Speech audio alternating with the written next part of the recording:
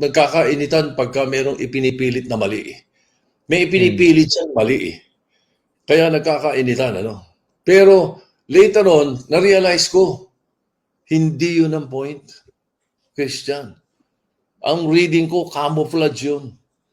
Camouflage yun to put me and the leadership of the Senate under the gun, kunwari. Pero ang naiinis sila, kung bakit hindi ko pinirmahan yung sulat sa DOJ. Baka may commitment sila to someone, to some people. Although malamang hindi aprobahan ni Secretary Remulla yun, but then again, is there a commitment somewhere?